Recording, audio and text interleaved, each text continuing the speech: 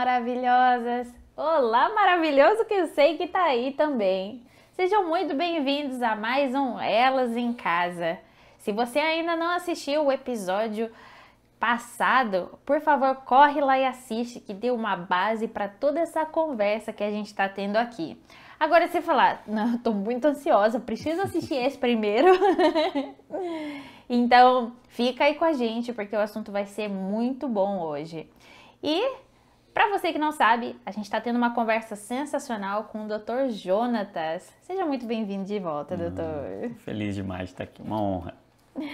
A honra é toda nossa. Gente, nós estamos falando sobre saúde emocional. No episódio passado, nós demos os 4 fatores de equilíbrio na nossa vida. Se a gente pode dizer assim, Sim. né? Nós temos contato com a natureza, conosco, com a gente mesmo, temos contatos uns com os outros e temos contatos com Deus. Um resumo, bem resumão de tudo que foi falado aí no episódio passado. Mas, caso você não tenha percebido ainda, já é setembro. Uau! E setembro tem uma tônica muito forte, né, na nossa sociedade, que é o setembro amarelo.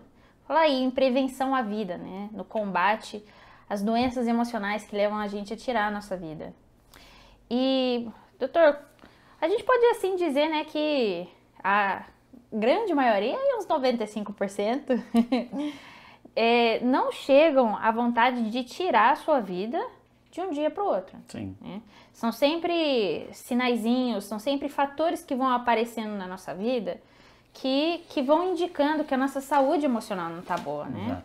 E nós mulheres, não sei como é que é para os homens, mas a gente é lotada de emoções, é lotada de sentimentos, né? Parece que tem momentos do nosso mês que a gente está muito mais à flor da pele do que o normal, né? São os hormônios, são as situações da vida. E fala para nós, doutor, para a gente prevenir, a gente não previne só quando o negócio tá feio, né? A gente tem que começar a prevenir desde já, porque Sim. saúde emocional, como falamos no outro, faz parte de nós vivemos na plenitude de tudo que Deus quer para nós, né? Então, quais são algumas das coisas que nós precisamos ficar de olho? Sim, exato. E sabe que quando a gente fala de suicídio, né? A gente está falando primeiro de uma temática que é muito sensível, né? Que gera em nós emoções muito fortes e de certa forma foi até tabu durante muitos anos a gente falar sobre isso no contexto da igreja, né? E eu vejo hoje como uma necessidade muito grande do nosso tempo, né? Porque como você bem disse, o suicídio ele ocupa um papel como se fossem estágios do adoecimento emocional e um último estágio ali é esse estágio em que o sofrimento alcança tamanho papel e eu gosto de comparar assim como se fosse um problema na visão. Então imagina que você tem um problema na visão, a sua capacidade de ler as coisas, as imagens, ela fica distorcida. E o suicídio é um grau, ele atinge um grau de adoecimento emocional em que as lentes pelas quais a gente enxerga o sofrimento, elas estão distorcidas e a gente começa a enxergar que não há solução, que não há escapatória. E o suicídio, na realidade, hoje a gente entende não como um clamor pela morte, mas como um clamor por uma vida sem aquela dor. É como se aquela dor emocional estivesse tão insuportável que qualquer coisa é melhor do que viver daquele jeito. Então, não é que a pessoa quer morrer, ela não quer viver mais do jeito que ela está vivendo. E a gente tem que ficar muito atento, sim, a esses sinais, porque essa distorção, essa incapacidade de compreender o sofrimento do tamanho que ele de fato tem, de ler as coisas do jeito que a gente deve de fato ler. Imagina que você tem um problema de visão e você não consegue discernir, não consegue ter clareza naquilo que você está vendo. O que você faz? Você coloca uma lente. E a gente faz isso com bastante naturalidade, né? A grande maioria de nós usa óculos, usa alguma lente, faz algum usei tipo muitos de... anos. Pois é. A gente faz cirurgia para isso, a gente usa lente, a gente usa óculos. Por quê? Porque a nossa capacidade de captar o tamanho real das coisas, a nitidez das coisas pode ficar distorcida. E as doenças emocionais, elas têm essa capacidade de fazer com que a gente não consiga dar a dimensão e a visão, a imagem correta para cada coisa. E o suicídio é uma distorção do sofrimento. O sofrimento ganha um papel, ele ganha uma proporção dentro da nossa mente, dentro da mente de quem está sofrendo, que é como se fosse uma febre. Imagina, a febre vai atingindo um grau de temperatura ali, vai subindo a temperatura do nosso corpo. O adoecimento emocional, ele pode ir ganhando assim, subindo temperatura, a ponto de chegar numa convulsão. A convulsão febril. Essa convulsão delírio, emocional, ela pode, em um momento de um sofrimento intenso, e a gente diz que tem 3 sentimentos que estão muito associados ao suicídio. São os 3 Ds. O desespero, o desamparo e a desesperança. Então, quando a pessoa entra dentro desse cenário onde ela se vê desesperada e é como se ela precisasse fazer alguma coisa urgente, porque aquilo é insuportável. Aquele sofrimento que ela está é insuportável, então é desesperador, não dá para esperar passar, não dá para aguentar mais, sabe? Então esse estar insuportável é o que leva a esse sentimento de desespero. E esse sentimento de desespero é o que empurra uma pessoa pro suicídio, porque ela não consegue suportar. O desamparo, quando ela se vê totalmente desamparada, sozinha. É muito comum ver essa associação do suicídio com grandes perdas, com a pessoa não se sentir pertencendo a lugar nenhum. Ela se sente fora de um núcleo e de uma família, de pertencer a algum lugar. Ela não se sente amparada, ela se sente desprotegida, vulnerável, sozinha. Então o desespero, o desamparo e a desesperança. Qual que é a diferença entre o desespero e a desesperança? O desespero está associado a esse sentimento de que não dá para esperar, que eu preciso me livrar disso agora. E a desesperança tem a ver com uma incapacidade de ver uma melhora lá na frente. Não vejo uma perspectiva de melhora, eu não vejo uma esperança, eu não vejo uma luz no fim do túnel. Então essa falta de perspectiva de que um dia isso possa melhorar, de que um dia esse problema vai ser resolvido, sabe? É um problema interminável. Então esse sentimento de que é insuportável, os 3 Ds, né? O desespero, o desamparo e a desesperança estão muito associados a essa crença de que o que eu estou vivendo é insuportável e o que eu estou vivendo é interminável. Nunca vai acabar. E quando a gente vê o suicídio é uma solução definitiva para um problema que era transitório.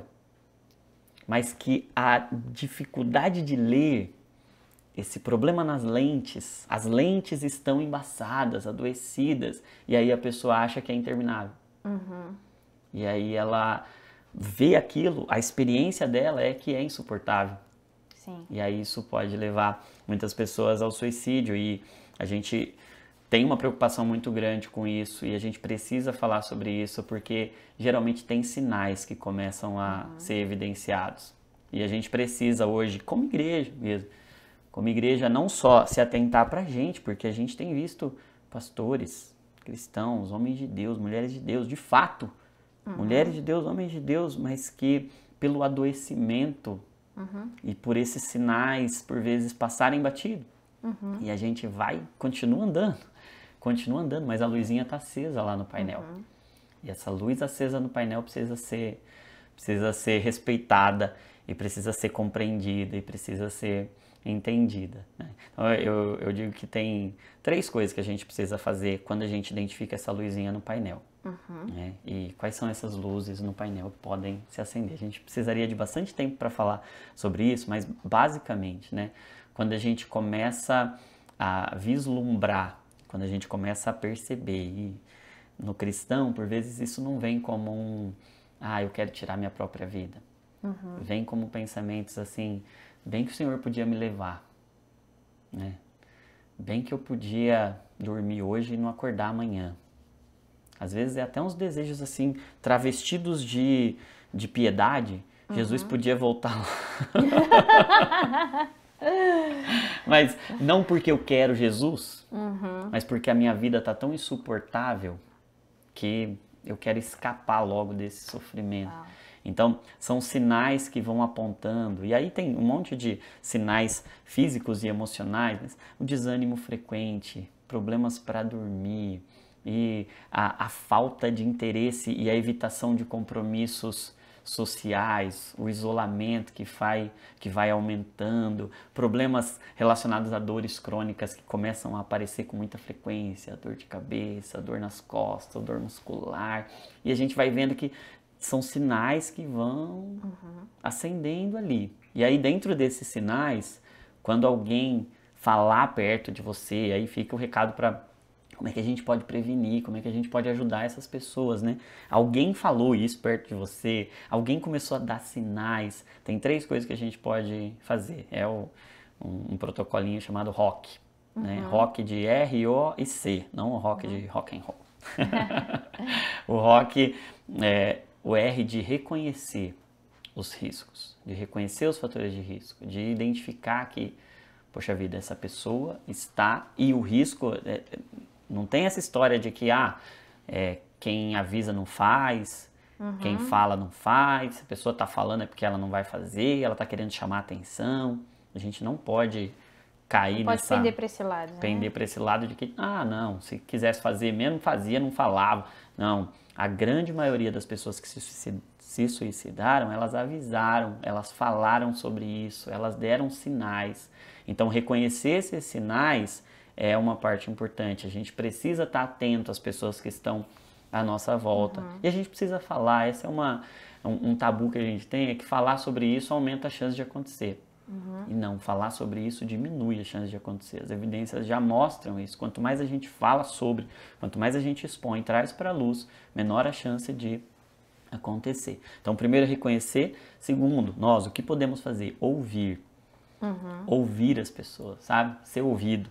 A gente tem que ser muito mais ouvido, e não no sentido de dar diagnósticos, não no sentido de dar prescrições, mas no sentido de estar junto ali, sabe?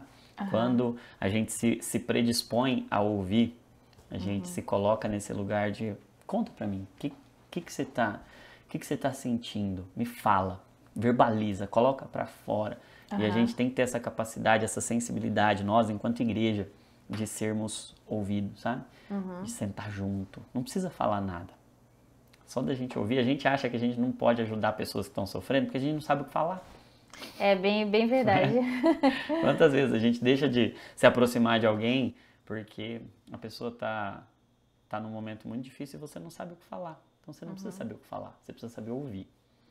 E o terceiro passo aí do ROC, então reconhecer, ouvir, conduzir.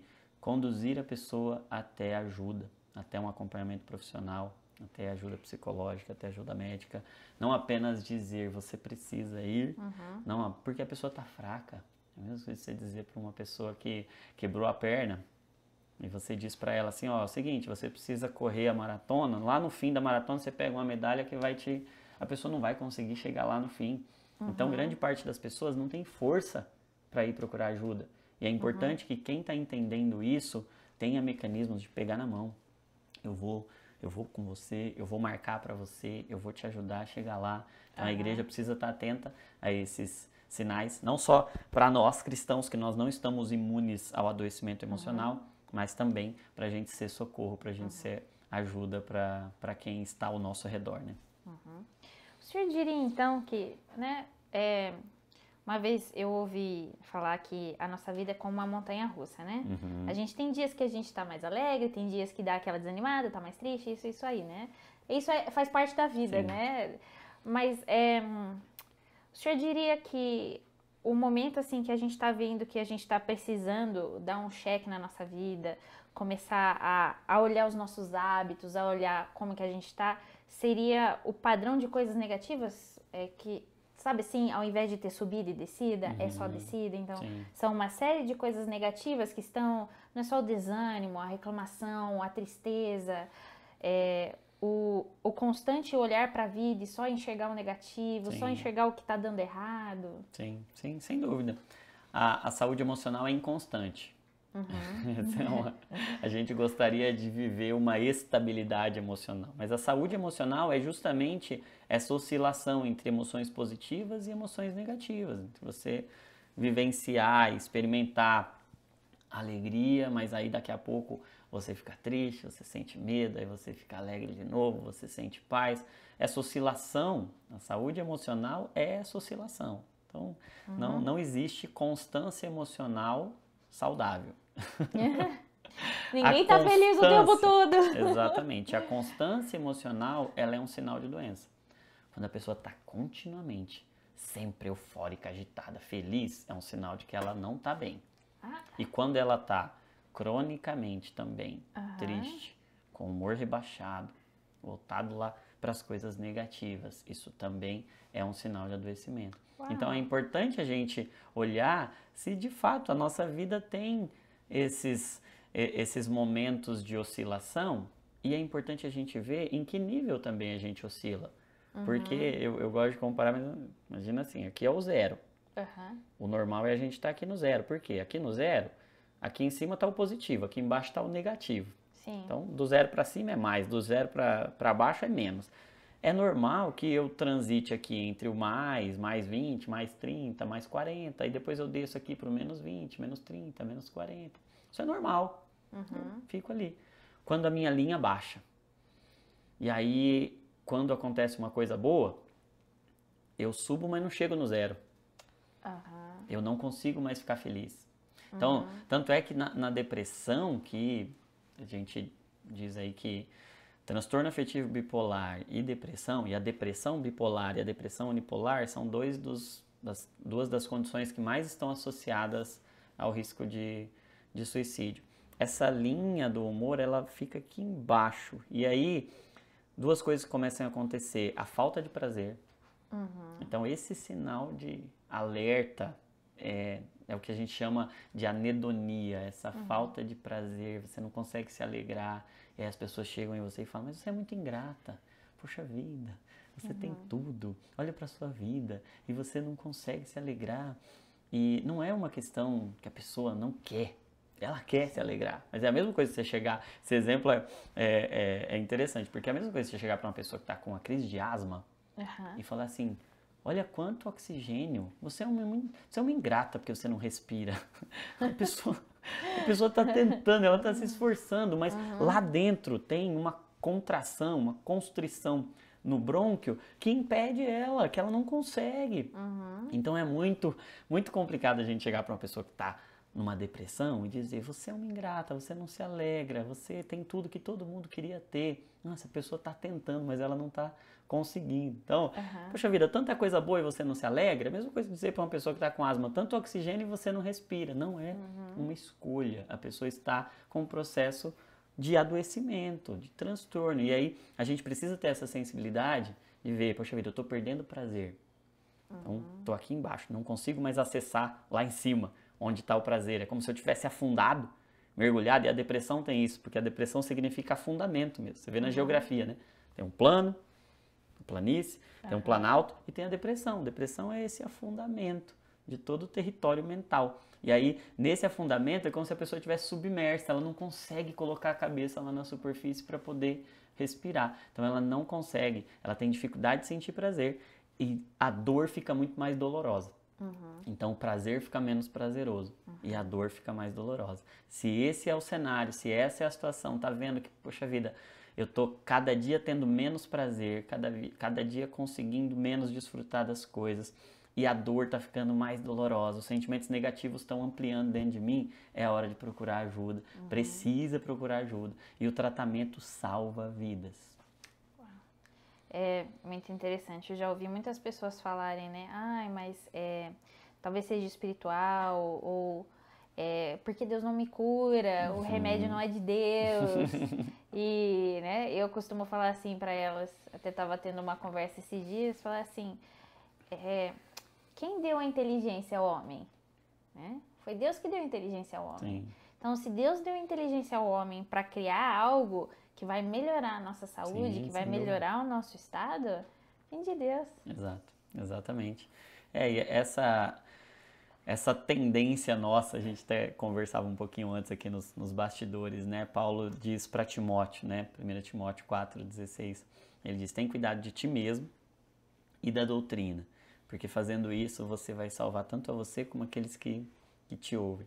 E é interessante que Paulo não diz assim, olha, faça tudo que você tem que fazer espiritualmente, ou seja, cuide da doutrina, mantenha uma boa doutrina espiritual, disciplinas espirituais e tá tudo resolvido.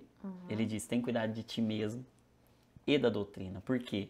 Porque há uma complementaridade entre a teologia da doutrina e a biologia de você cuidar de você mesmo. Então, há um problema nosso que a gente tende a espiritualizar tudo.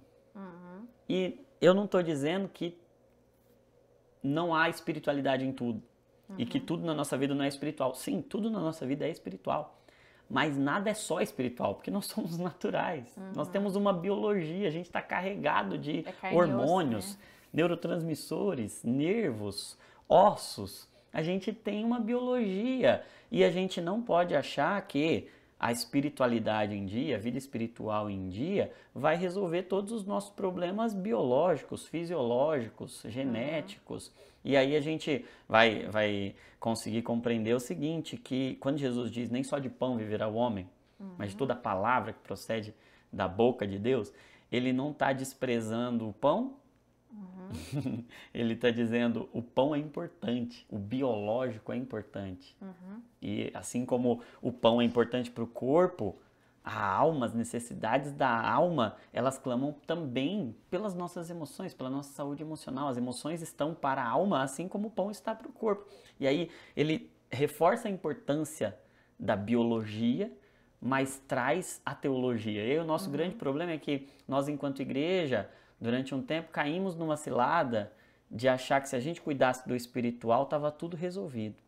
E aí a ciência vinha e caía em outro erro, de achar que se fizesse o natural, estava tudo resolvido. Então uma dizia, faça tudo que é biológico e você vai ficar bem. Despreze Deus, não creia em Deus. A ciência durante um tempo teve essa fase de divórcio da espiritualidade, da fé. Hoje já não mais, hoje já tem mais de 40 mil estudos científicos mostrando que a espiritualidade faz bem para a saúde.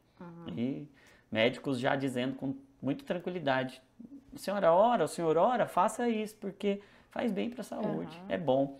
Agora, havia uma cisão ali que ou fazia tudo biologicamente, é biológico, então eu vou tomar remédio, fazer terapia e é tudo biológico. E outro só teológico.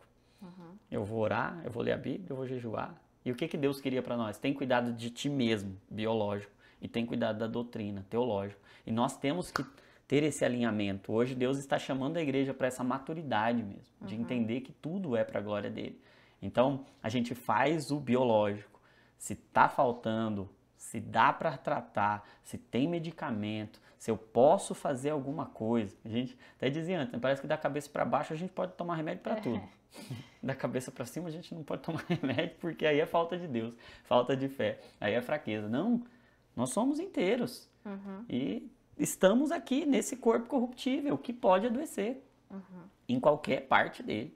Então a gente fazer essas pazes entre o tem cuidado de ti mesmo e da doutrina, entre o biológico e o teológico, saber que a gente pode tomar remédio, que isso não faz da gente menos crente, e saber que a gente pode sim buscar em Deus suporte, força e buscar nele a cura, fazendo a nossa parte. É a ressurreição de Lázaro, né? O Senhor não tira a pedra, o Senhor ressuscita.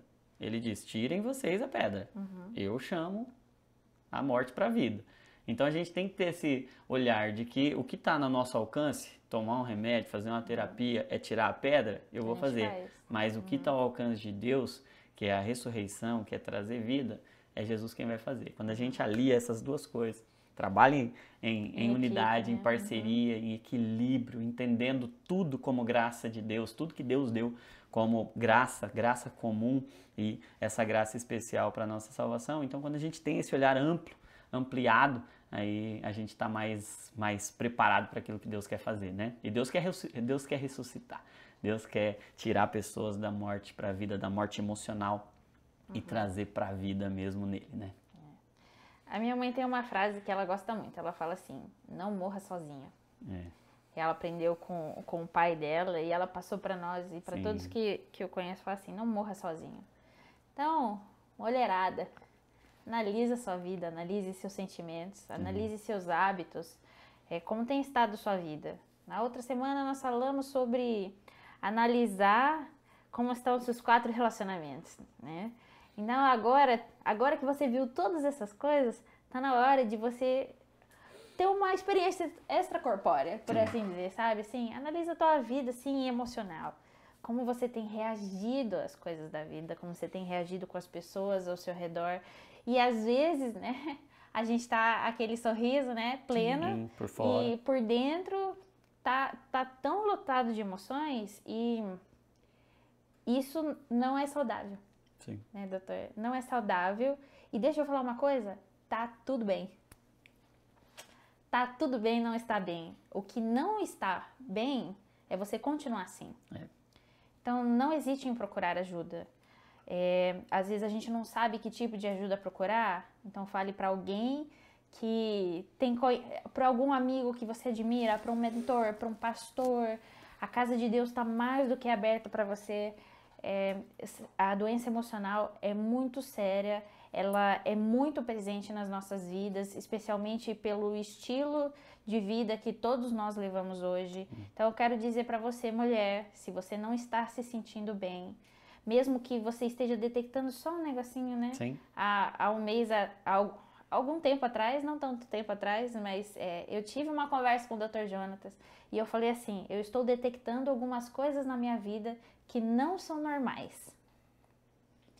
E confesso, não foi fácil, mas eu sabia que aquilo não fazia parte de quem eu era. Sim. Não fazia parte da Ana, não fazia parte dos meus sentimentos normais, não fazia parte das reações naturais que a gente tem na vida. E eu comecei a perceber que aquilo estava acontecendo cada vez com mais frequência. Sentei, conversei com o Dr. Jonatas, ele me aconselhou, foi um doutor assim incrível, um amigo, me deu um remedinho para me ajudar. Tinha uma ansiedade ali presente e eu não tenho vergonha de falar isso. Aliás, eu estou falando isso para você, para que você se sinta inspirada a procurar ajuda. A procurar. Porque nós vivemos numa sociedade que está cheia de gatilhos que podem alterar as nossas emoções. E a gente não quer que você chegue ao ponto de pedir para Jesus vir te buscar agora. E não porque você quer estar com Jesus, mas que você quer que essa dor vá embora. Exato. Então, procure ajuda. A casa de Deus está aberta para você. Nós temos relação com vários psicólogos, alguns psiquiatras aqui na igreja, pastores. Nós estamos à sua disposição. E fica essa frase, não morra sozinha. Né, doutor? É isso aí. Doutor, gostaria de agradecer muito pela sua presença. Privilégio imenso estar aqui. Nossa, muito bom. Que papo bom. Que mesa maravilhosa. Muito bom estar aqui. Que papo bom. Se você gostaria que o Dr. Jonatas voltasse aqui, digita aí nos comentários, eu quero.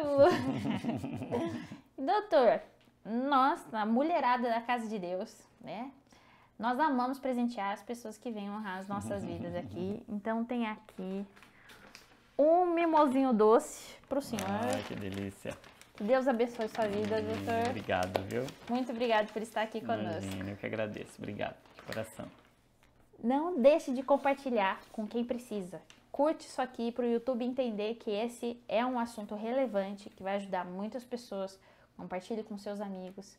E não esqueça, escute, fica com os olhos abertos para as necessidades à sua volta. E se você é alguém que está precisando, peça ajuda. Combinado? Então, até o próximo episódio. Seja em Deus.